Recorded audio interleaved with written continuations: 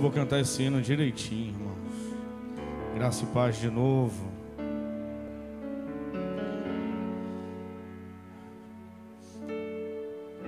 Antes de eu falar do tema dessa mensagem, que Deus pôs essa tarde no meu coração, eu queria reforçar alguns lembretes aqui. O primeiro deles é sobre o culto de domingo que vem, como eu já falei, da renovação de votos, renovação de alianças. E também falar sobre o mês de março. Eu falei quarta-feira aqui. Em março, 3 coisas importantes que eu queria que você anotasse. Eu falei que ia trazer arte hoje, mas não fiz. Eu vou colocar no grupo depois, para a igreja ficar sempre antenada. Dos dias 10 a 13 de março, nós vamos ter uma conferência de adoração aqui na igreja. Amém? Foi uma notícia triste, não? Então vamos ter, de 10 a 13 vamos ter uma conferência de adoração. Aleluia. Como eu falei quarta-feira, quando a gente fala de adoração, normalmente a gente linka com a música, com o louvor. É claro que a adoração inclui louvor e música, mas a adoração é acima disso. A adoração também não é um estilo. Tem gente que fala, eu gosto de música mais ritmada, eu gosto de música de corinho, de fogo, eu gosto de louvor, de adoração. Mas o outro também não é? Então, adoração não é estilo de música. Adoração na Bíblia é estilo de vida. E nós fomos chamados a ter um estilo de vida de adoração. Jesus em João 4 fala, o Pai procura por verdadeiros adoradores. Então, nessa conferência de adoração, claro que vai ter louvor, música ao Senhor, alegria, mas ministração da palavra e momentos muito intensos, muito importantes de adoração espontânea. Nós não podemos ser como aquela bonequinha da caixinha de música, sabe? Que soltou a música. Não sou contra, eu amo louvor, irmãos, muito, muito, muito. Mas estou dizendo assim, nós não podemos entender que eu preciso somente de um ambiente musical para adorar a Deus. E aí solta a música e o bonequinho se mexe. Acaba a música, ele se tranca na caixinha de novo. Não é isso. A gente vai ver muita coisa aqui, não vai dar tempo de ver tudo. Quem vai estar ministrando aqui também é o pastor Júnior Salles, que é um homem de música e louvor e adoração, desde quando eu o conheço, e vocês o conhecem muito bem. E o apóstolo Paulo Ventura vai estar encerrando aqui no sábado. Ele tem feito lives desde o início da pandemia e não parou. Ele veio fazendo muitas lives e agora ele havia pego no início do ano lives sobre os fundamentos da honra. Quando ele encerrou, ele lançou um livro. E aí começou a fazer os fundamentos da adoração. Eu não assisti todas, não. Mas foram 18 lives falando sobre adoração. E quando eu liguei para ele essa semana e o convidei para estar aqui encerrando a nossa conferência de adoração, os irmãos conhecem o apóstolo Paulo Ventura. Já passou dos 70 anos, mas é um menino. E aí, só na ligação que eu fiz para ele em menos de 10 minutos, a gente foi trocando figurinhas e eu, claro, mais ouvindo que falando sobre o que é adoração, e eu fiquei impactado. Me deu uma vontade de pegar as dicas que ele me deu e pregar aqui antes dele chegar. Mas pode ser que ele volte e fale a mesma coisa. Então, deixa essa revelação que ele teve para entregar para vocês, e eu vou entregar a revelação da palavra que Deus me deu.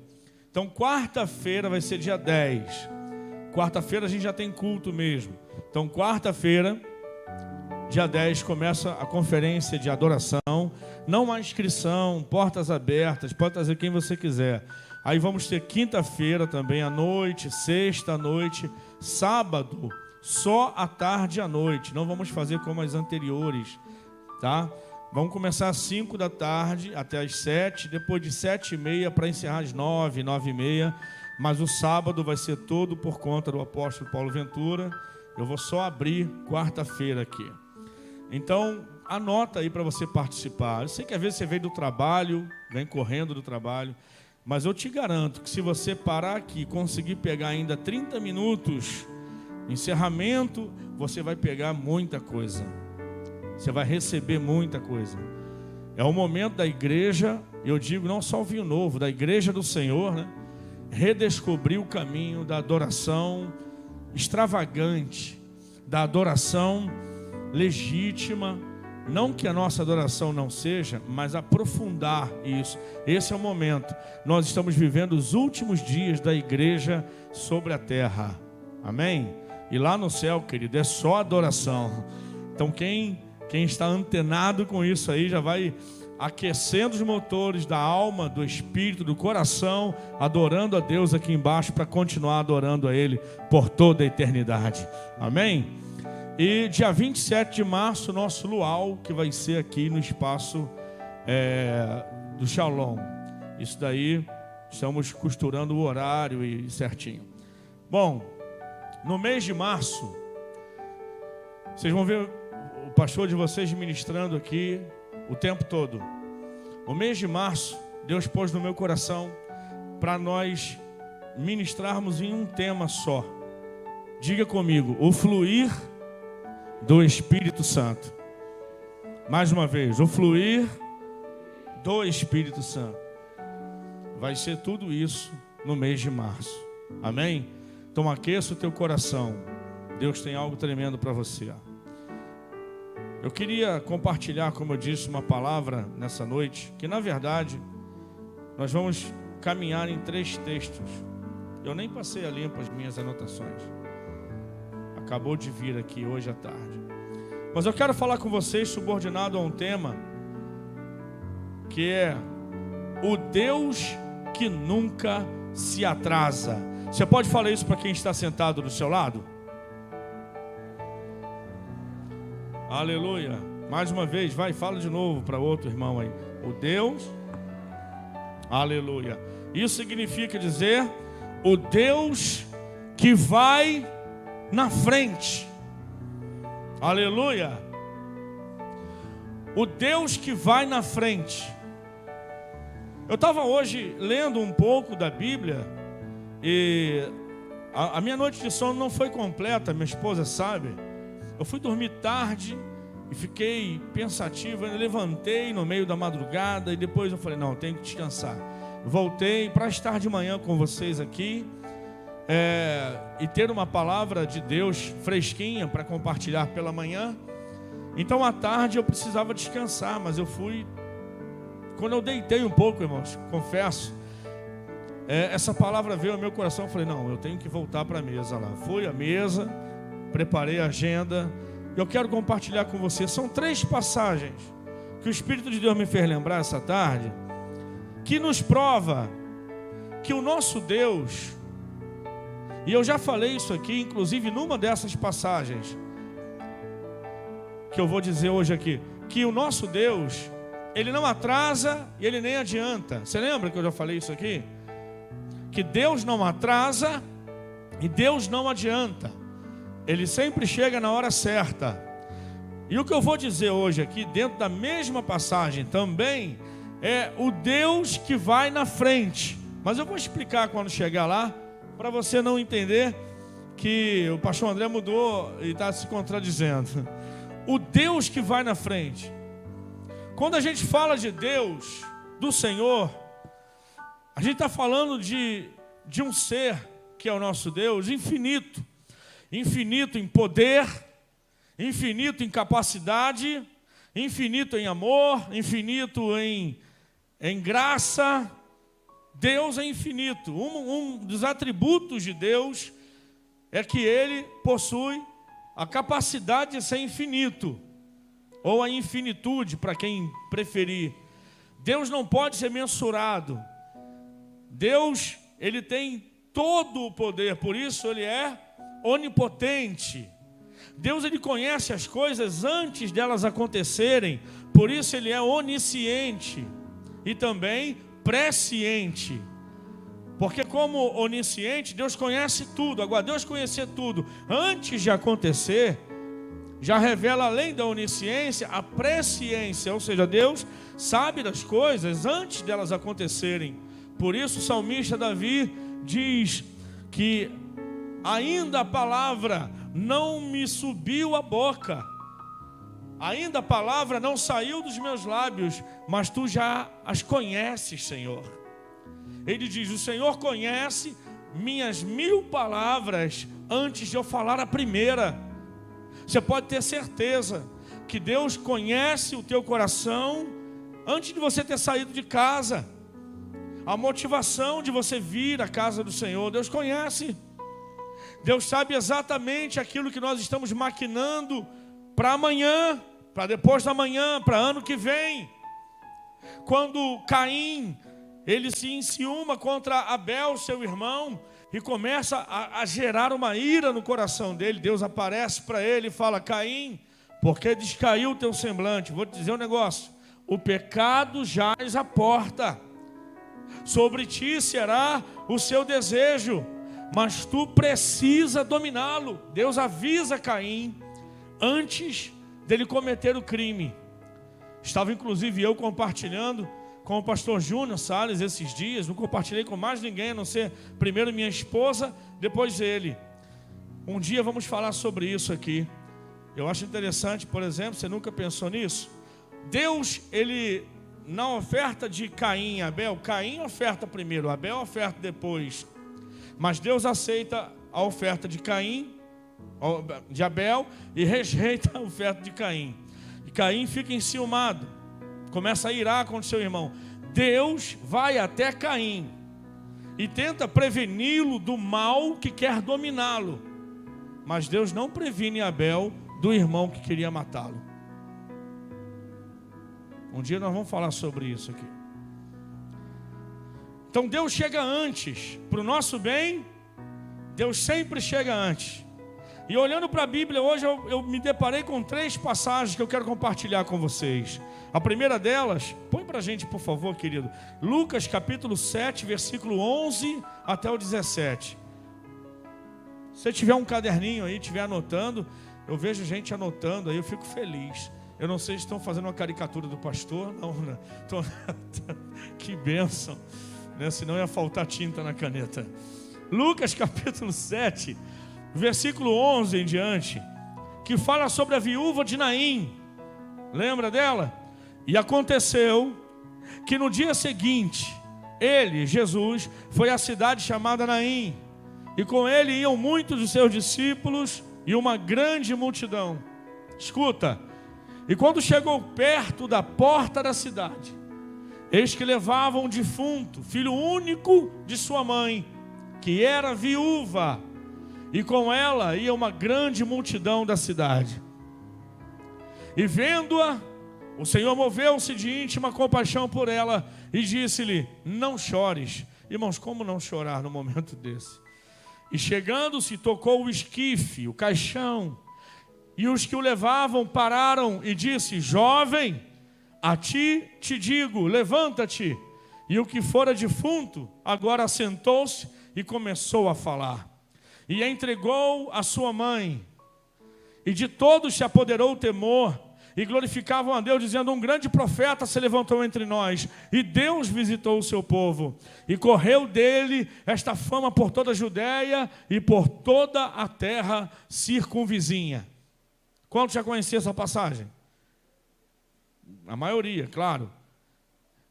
Agora, uma coisa interessante, irmãos, é que quando eu olho para esse texto, antes de ir para Naim, que era uma aldeia pequena, Jesus estava em Cafarnaum. Depois que ele chega em Naim e opera esse milagre, ele volta, ele sai dali. Ele só foi ali para operar aquele milagre. E qual era o contexto do milagre? Uma viúva que perde o único filho. Aí você fala assim: pastor, mas quantas histórias assim nós conhecemos? Pois é.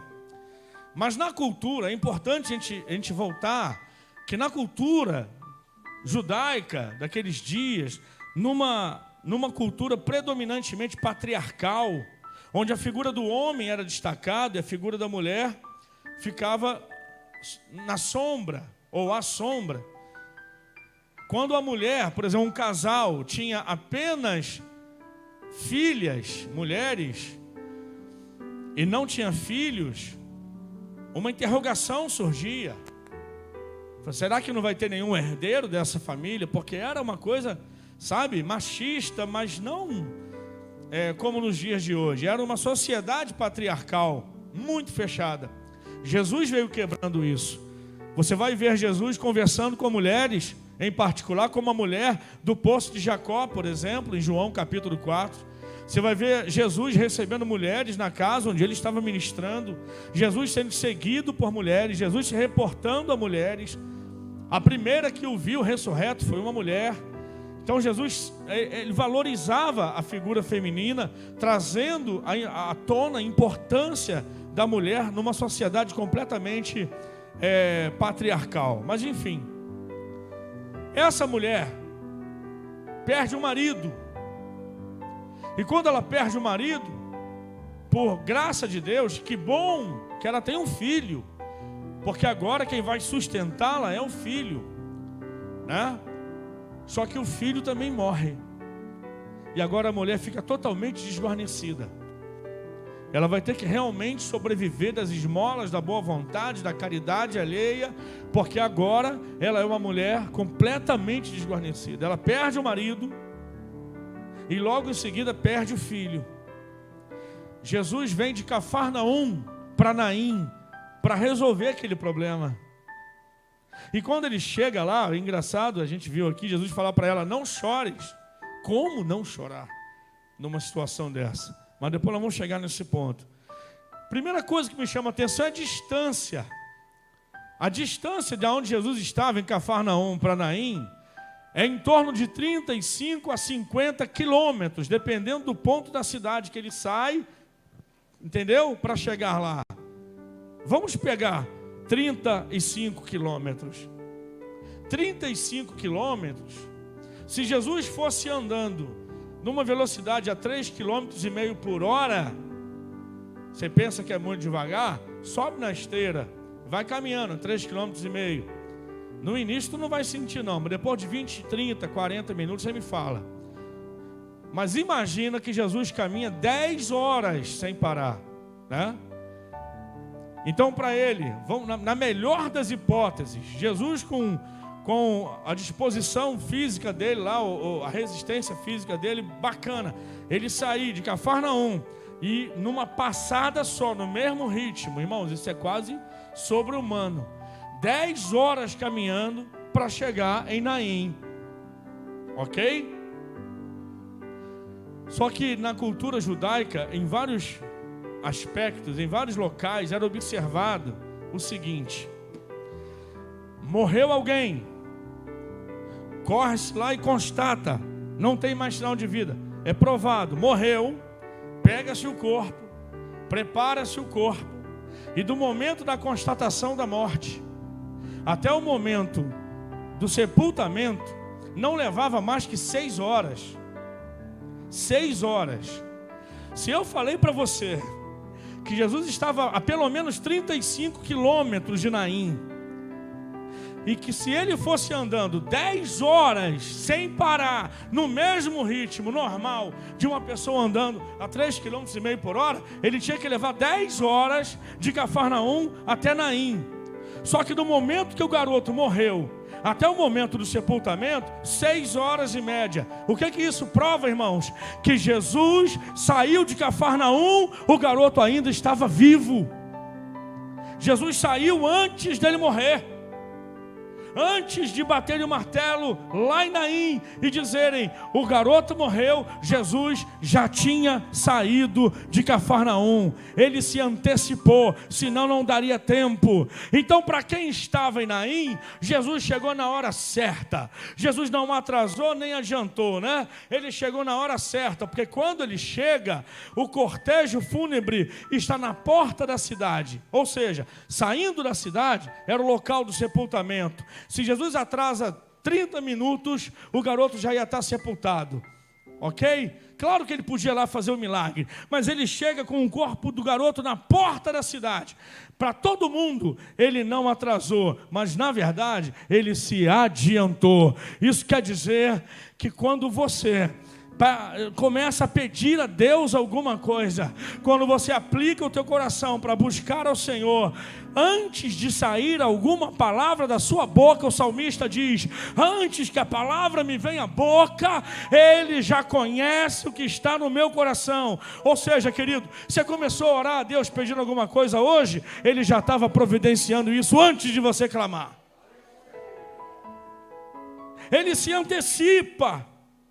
Ele é o Deus que vai na frente, irmãos. Ele é o Deus que sabe, na sua presciência, quando as coisas vão acontecer. Ele sai antes de Cafarnaum.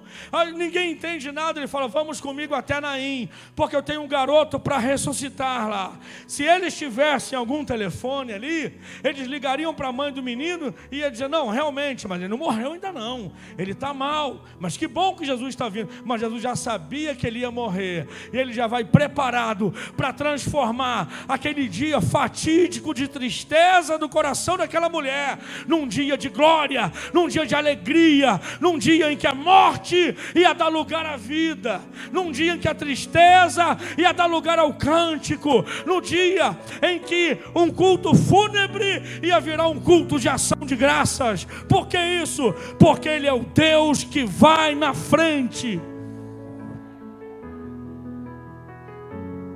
Ele é o Deus que vai na frente. E quando ele chega naquela mulher, na entrada ali, ele entrando, mas o cortejo fúnebre saindo, e ele chega para a mulher e diz assim: não chores. Como não chorar? Mas, quando ele diz para ela: não chores, e ele vai e toca o esquife, e dá uma ordem para o garoto dizendo: eu te ordeno, levanta-te. E o garoto levanta, se assenta e abraça a sua mãe. O que Jesus estava dizendo para aquela mulher quando disse: não chores, é mais ou menos o seguinte: eu sei o quanto você precisava do seu marido, mas ele morreu. Eu sei o quanto você precisa do seu filho, eu estou aqui para te devolver. Mas antes de Jesus devolver o filho, Jesus olha para ela e diz: não chores. Como quem está falando: eu sei o quanto você precisa dele, mas você depende de mim. Olha para o seu irmão e diga assim: Deus sabe do que você precisa, mas saiba você que você depende dele.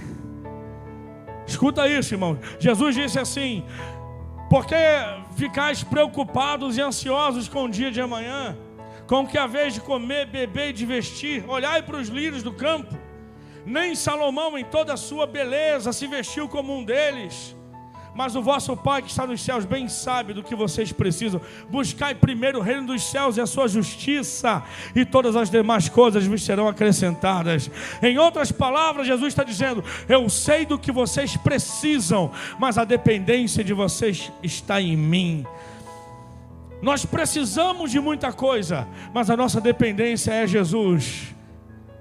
Às vezes Ele até permite que a gente perca alguma coisa, para a gente entender que a gente precisava daquela coisa, mas que nós dependemos dEle. Levaram o nosso carro, mas não levaram as nossas pernas, e a nossa dependência continua nele. Inundou a minha casa, pastor, mas você não morreu?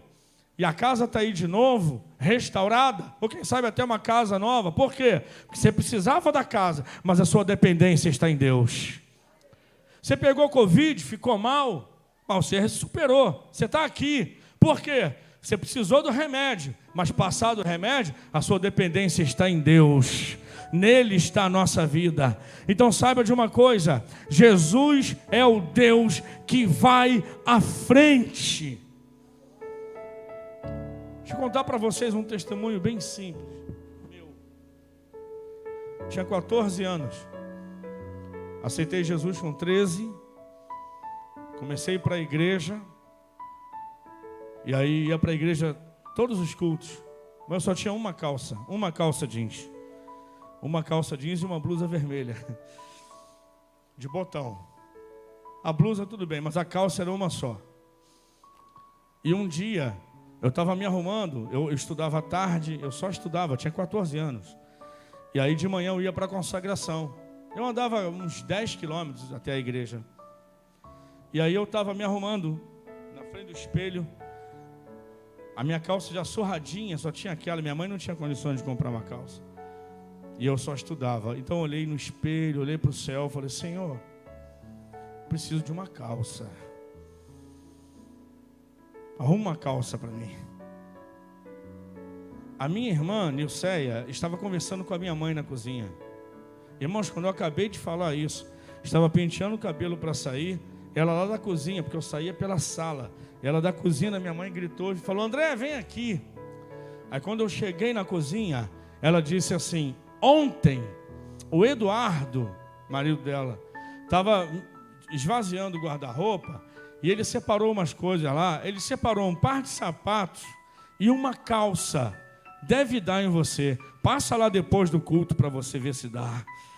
Eu falei: meu Deus, espera aí. Eu acabei de pedir, mas um dia antes, Deus já tinha tocado no meu cunhado, na minha irmã, e falou: separa essa calça aqui para o André.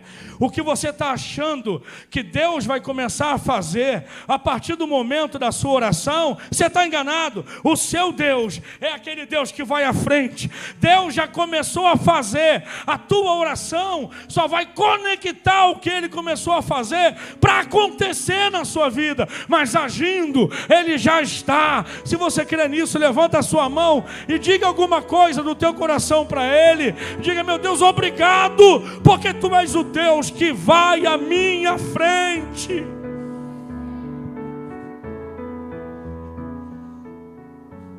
Mas Deus nos responde orações, pastor? Sim, mas Ele conhece nossa necessidade. Ele começa, Ele prepara, mas Ele manifesta na hora que a gente crê, na hora que a gente ora, na hora que a gente abre o coração. Mas preparado já está.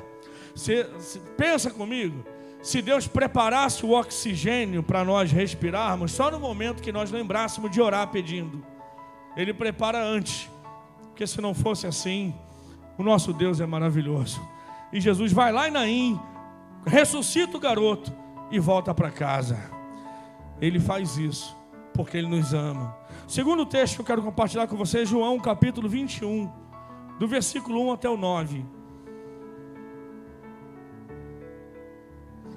Olha o que diz a Bíblia em João, capítulo 21, do 1 ao 9. Depois disto, manifestou-se Jesus outra vez aos discípulos junto ao mar de Tiberíades. E manifestou-se assim: estavam juntos Simão Pedro, Tomé, chamado Dídimo, Natanael, que era de Caná da Galileia, os filhos de Zebedeu e outros 2 dos seus discípulos. Eram 7 discípulos que estavam ali. Disse-lhes Simão Pedro: vou pescar. Antes, mantenha aí, qual é o contexto disso? Não é da primeira pesca, da pesca maravilhosa. Essa é a pesca milagrosa. Essa é a pesca não com Jesus no início do ministério, mas após a ressurreição. Quando Jesus morre, Ele já até havia aparecido aos discípulos uma vez, depois não apareceu mais. Foi aparecendo a outras pessoas e os discípulos ficaram meio que angustiados. Sabe aquela frase: está nervoso, vai pescar? Deve ter começado aí. Eles estavam meio angustiados, sem saber direito se Jesus ia aparecer de novo, se não ia aparecer. Estavam, com o coração apertado. Então Pedro, tomando a palavra como sempre, falou: gente, eu vou pescar. Quem quiser ir comigo. Tanto é que não vai todo mundo. Vai Pedro e mais 6. Vão 7, 4 não vão. Ele disse: vou pescar. E dizem-lhe eles: também nós vamos contigo. Foram, subiram logo para o barco. E naquela noite, de novo, nada apanharam. E sendo já manhã, Jesus se apresentou na praia, mas os discípulos não conheceram que era Jesus. Disse-lhe, pois, Jesus: filhos, tendes alguma coisa de comer? Responderam-lhe: não. E ele lhes disse: lançai a rede para o lado direito do barco, Pô, de novo, hein? Jesus tem que lembrar que é o lado direito. E achareis. E lançaram-na, pois, e já não podiam tirar pela multidão de peixes. Então, gente, essa é a versão, né? Multidão de peixes, você entende que é cardume, né? Então, aquele discípulo a quem Jesus amava, João, que está escrevendo esse evangelho, disse a Pedro: é o Senhor. E quando Simão Pedro ouviu que era o Senhor, cingiu-se com a túnica, porque estava nu, e lançou-se ao mar. E os outros discípulos foram com o barco, porque não estavam distantes da terra, senão quase 100 metros, levando a rede cheia de peixes. Logo que desceram para a terra, viram ali brasas e um peixe posto em cima e pão. Olha para cá. Jesus ressuscitou, tinha aparecido para eles uma vez, depois não apareceu mais. E aí eles ficaram angustiados. Pedro teve a ideia de ir pescar. Alguns dizem que Pedro queria abdicar do ministério apostólico. Estava triste demais. Eu não chego a esse ponto. Mas sabe aqueles dias que a gente não está bem? Quem gosta de pescar, vai pescar. Quem gosta de deitar na rede, deita na rede. Quem tem uma casa de praia, se refugia. É o dia que você não está afim, você quer descansar, você precisa descansar, precisa pôr as ideias em ordem. E Jesus respeita isso, irmãos. E mesmo assim, vai Pedro, 6 companheiros com ele, e começam a pescar. Passam a noite toda e não pegam nada. Sabe quando você já está com o coração apertado, que nem eles estavam? E aí você lança a mão de uma coisa para fazer, se empenha, se esforça, passaram a noite toda e não pegaram nada, só piora. Aí tem as pessoas que olham assim e falam: rapaz, Deus está com raiva de mim, não é possível. Além dele não aparecer mais para mim, nenhum peixinho, nada. Nada do que eu estou tentando fazer dá certo, William. Parece que Jesus, ele foi embora de vez, esqueceu de se despedir. Tentaram, noite toda, pegaram nada. Eu não sei quanto tempo você está tentando alguma coisa que não dá certo. Eu não sei quanto tempo você está orando a Deus para o negócio fluir e ainda não fluiu. Eu não sei quanto tempo Ele não aparece mais para você. Você pede a Ele: Senhor, fala comigo como nos dias passados. Senhor, usa um profeta. Acende uma lâmpada aqui em casa. Faz a árvore tremer sem vento. Sei lá, me dá um sinal. Faz alguma coisa do jeito que o Senhor fazia, mas Ele não faz nada.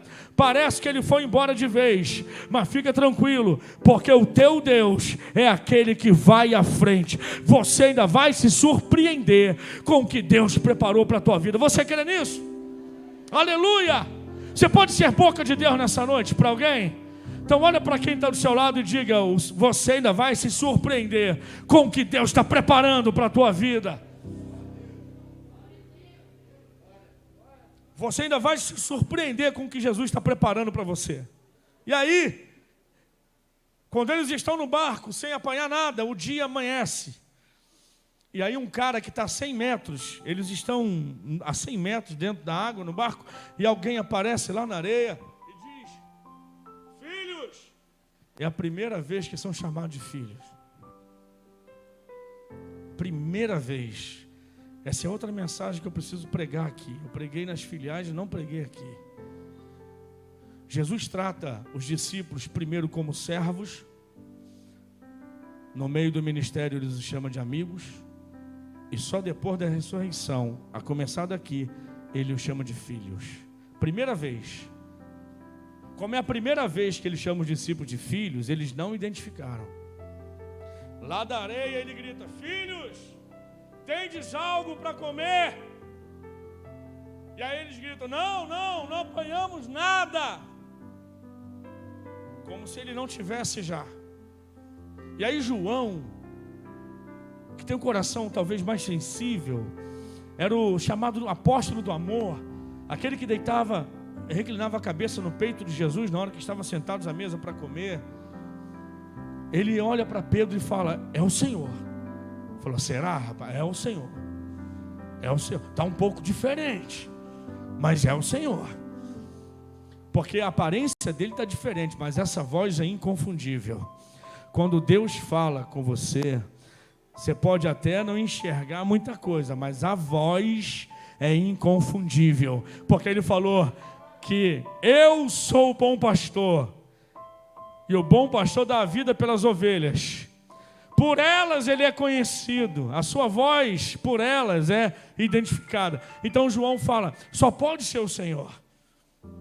E aí eles ficaram assim. E aí quando Pedro, o barco então, foi liberado e está chegando perto da margem, Pedro vê que é o Senhor, pula na água. E quando os discípulos chegam até Jesus, eles veem que na verdade Jesus estava ali como, irmãos? Com uma fogueira acesa, um peixe assado, já assado. Quanto tempo leva para assar um peixe na brasa? Está ali, assado, com um pão já do lado, esperando eles por uma refeição do café da manhã. Quando ele pede um peixe, Jesus sabia, porque eles ainda não tinham pego. Quando ele pede, eles dizem que não tinham pego nada. Aí ele fala, lança para o lado direito. Quando eles lançam, pegaram mais à frente, o texto vai dizer 153 grandes peixes. Está lá no texto. Mas eles ainda não tinham pego nada.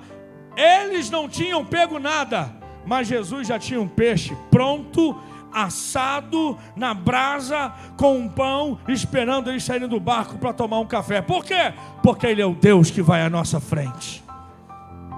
Eles não tinham nada para comer, passaram a noite toda e não pegaram nada, mas Jesus tinha um peixe e pão para dar para eles comer assim que eles saíssem do barco.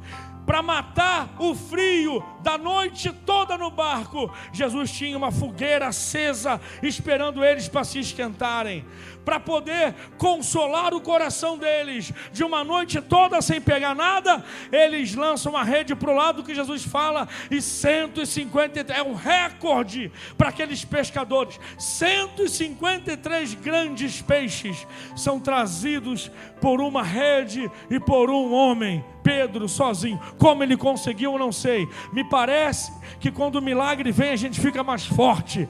Quando o milagre vem, a gente tem mais coragem. Quando o milagre vem, a gente tem força que não está em nós, vem de Deus. Pedro sozinho puxa uma rede inteira com 153 grandes peixes. Mas o fato é que quando Jesus pede alguma coisa, o peixe já está pronto. Escuta só. Quando Jesus pede alguma coisa para nós, Ele não quer tirar de nós. Ele quer provar que antes da gente se dar conta da necessidade que a gente tem, Ele já providenciou. Eu tenho certeza que o futuro desse ministério já está escrito por Deus. Eu tenho certeza que o futuro da minha vida está nas mãos de Deus. Eu tenho certeza que o futuro da sua vida já está nas mãos de Deus. A causa Ele já resolveu, a doença Ele já providenciou cura, a porta Ele já tem a chave para abrir, está tudo pronto, porque Ele é o Deus que vai à nossa frente. O último texto que eu quero compartilhar com vocês, Gênesis 22, versículo 9 ao 14. Gênesis 22 é a passagem, sim, de Abraão com Isaac. Diz assim o texto: depois de 3 dias deles caminharem, chegaram ao lugar que Deus lhe dissera, edificou Abraão ali um altar. Pôs em ordem a lenha, amarrou Isaac, seu filho, no alto do Moriá, deitou-o sobre o altar em cima da lenha. Estendeu Abraão a sua mão, tomou o cutelo para imolar o seu filho. Lembra? Mas o anjo do Senhor lhe bradou desde os céus e disse: Abraão, Abraão. E ele disse: eis-me aqui. Então disse o Senhor: não estendas a tua mão sobre o moço, não lhe faças nada, porquanto agora sei que temes a Deus e não me negaste o teu filho, o teu único filho. Então levantou Abraão seus olhos e olhou, e eis um carneiro de trás dele, travado pelos seus chifres no mato. Foi Abraão, tomou o carneiro, ofereceu em holocausto em lugar de seu filho. E aí o verso 14 diz: e chamou Abraão o nome daquele lugar Jeová Jirê, o Senhor proverá. onde se diz até o dia de hoje, diga, no monte do Senhor se proverá. Quando Abraão chega lá, ele tem no seu coração uma ordem: vou imolar o meu filho. Já estava decidido, mas na hora H, Deus grita: não faças mal ao menino. Quando fizemos uma campanha aqui, eu disse para os irmãos: Deus não atrasa, Deus não adianta. Deus chegou na hora que a mão dele estava com um cutelo. E eu mantenho, porque com Abraão foi na hora exata, mas em relação a Isaac, Deus veio antes. Eu não sei qual foi o jeito que Deus deu. Eu não sei qual foi o caminho que Deus utilizou. Se Deus já apareceu para outra pessoa e falou: vai lá no monte que eu vou te mostrar. Pega um carneiro, amarra ele pelo chifre e põe ele amarrado no arbusto que eu vou te mostrar. Eu não sei o que Deus fez. Ou se o próprio Deus apontou do céu para um cordeiro e botou ele amarrado lá. Deus pode tudo. Eu só sei de uma coisa: Deus foi antes naquele monte. Antes de Abraão subir lá, Deus tinha ido lá. Ele pegou aquele cordeiro, de alguma forma, amarrou ele pelo chifre e botou ele no arbusto, escondido, de maneira que Abraão, quando subiu, não viu. Só na hora H, que ele olhou para trás e viu que antes dele colocar o altar e colocar o filho sobre o altar, Deus já havia providenciado um cordeiro. Por quê? Diga comigo: porque o meu Deus é o Deus que vai à frente. Pensa no teu problema agora. Sim, pensa no teu problema. Se é que você tem um. Se não tiver, melhor ainda. Mas se quiser algum emprestado, a gente arruma para você hoje, antes do culto acabar. Tomara que não. Mas pensa no seu problema. E agora eu quero que você diga: olha para mim, fala isso com toda a tua fé, pensando no teu problema, como quem estivesse olhando para os olhos dele, se é que ele tem olhos. E você vai dizer: o meu Deus já foi à minha frente. Olha para o problema e diga: o meu Deus é o Deus que vai à minha frente. Diga: o meu Deus é o Deus que vai à minha frente. O meu Deus, igreja, é o Deus que vai à minha frente. Porque aí o problema vai entender que não é pelo meu braço, que não é pela minha inteligência, que não é pela minha capacidade, mas é pela minha fé, de que o meu Deus que vai à minha frente, Ele resolverá tudo, Ele aplanará o meu caminho, Ele preparará pão e peixe na brasa. Ele é o Deus que tem um milagre para minha rede, Ele é o Deus que providencia o cordeiro, Ele é o Deus que sai antes de casa para ressuscitar o morto que ainda vai morrer. Ele é o Deus, irmãos. Fica de pé em nome de Jesus. Eu queria te convidar para ficar de pé e adorar a esse Deus. Eu não sei qual é a tua dor, o teu problema, o teu medo, mas existe um Deus que vai à tua frente.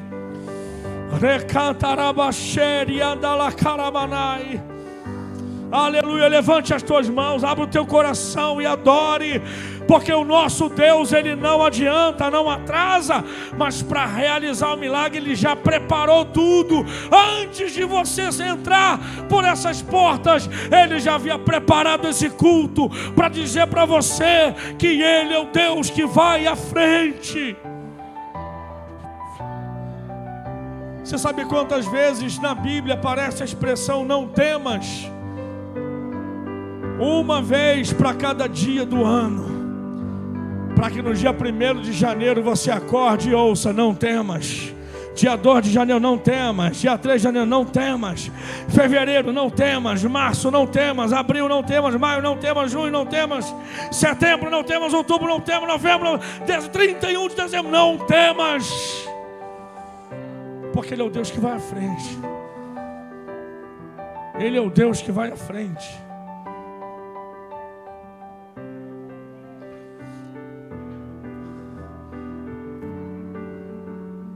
Você já chegou em algum lugar por uma entrevista de emprego, por uma consulta no médico, e parece que alguém já foi à frente e resolveu tudo. Foi fácil. Eu cheguei aqui, parece que já estavam me esperando, pastor. Pois é, quando Deus abençoa é assim. Quando Deus decide é assim. Rapaz, quando Deus decide que não é o momento, a gente dá cada murro na parede, mas ela nem se mexe. Mas quando Deus decide que chegou a hora, a gente chega perto da parede e ela já desmorona. E uma grande porta se abre. Acalma o teu coração. Se Deus falou para você que o caminho é esse, vai. Porque mesmo que tenha um mar vermelho na tua frente, ele vai se abrir. Mesmo que tenha uma muralha de Jericó na frente, ela vai cair.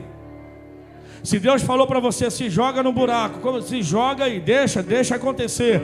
Mesmo que tenham leões na cova, Deus vai decretar um jejum ali e nada vai te acontecer. Você crê nisso? Porque Deus vai à frente. E quando Ele vai à frente, mesmo que joguem os 3 jovens na fornalha, o 4º homem aparece lá, porque antes de Sadraque, Mesaque e Abednego serem lançados lá, Jesus já estava lá, o Filho de Deus estava lá, porque Ele é o Deus que vai à nossa frente. Por que devemos orar, pastor? Tem crente que ainda pergunta, por que eu tenho que orar se Deus já sabe o que eu preciso? É porque quando você ora, Deus vai à frente. Você entende que Deus, Senhor, quando eu vou sem orar, eu estou dizendo, pela minha experiência cristã, eu já sei o que fazer. Mas quando você ora, Deus vai à frente.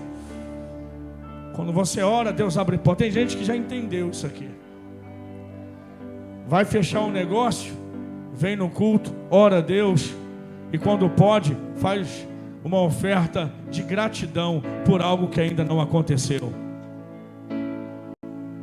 Quando Josafá estava para lutar contra inimigos muito maiores que ele, foi orar no templo. Deus levanta um profeta chamado Jaziel, e Deus diz através daquele profeta: Israel ia lutar no dia seguinte contra os habitantes do Monte Seir, Moabe e os assírios, se eu não me engano. Eram 3 povos. Um deles já dava conta de Israel. Eram 3. Ele vai orar no templo. Fala para quem está do seu lado, quando você estiver desesperado, vai orar no templo, irmão. Diga para outra pessoa assim, quando você não souber o que fazer, ora para que Deus vá à frente. E ele foi orar. Deus levantou um profeta, e Jaziel começou a marchar no meio da congregação e dizer: nessa batalha não tereis que pelejar, essa batalha é minha, não é vossa, é minha, eu vou à frente. E aí Josafá falou: Senhor, então o que eu faço? Ele diz: pega os cantores e coloca na frente de batalha. Irmãos, quem ia na frente da batalha era a infantaria, era soldado, era com arma. Deus falou: coloque os músicos. E às 4 da manhã eles estavam lá adorando ao Senhor. Enquanto eles adoravam, os inimigos se autodestruíram e foram vencidos naquele dia pelo braço forte do Senhor. E porque o povo entendeu que colocando Deus à frente, Ele é o Deus que está querendo ir à frente. Não pula à frente de Deus, não. Deixa Ele na frente, fica atrás. Atrás você está protegido, atrás você está guardado, atrás você é guiado, atrás você é conduzido. Deus à frente, Deus à frente. Ele é o Deus que está à frente dessa igreja. Ele é o Deus que está à frente da sua vida. Ele é o Deus que está à frente do seu povo. Vamos adorar? Feche teus olhos e junto com o ministério vamos adorar o Senhor.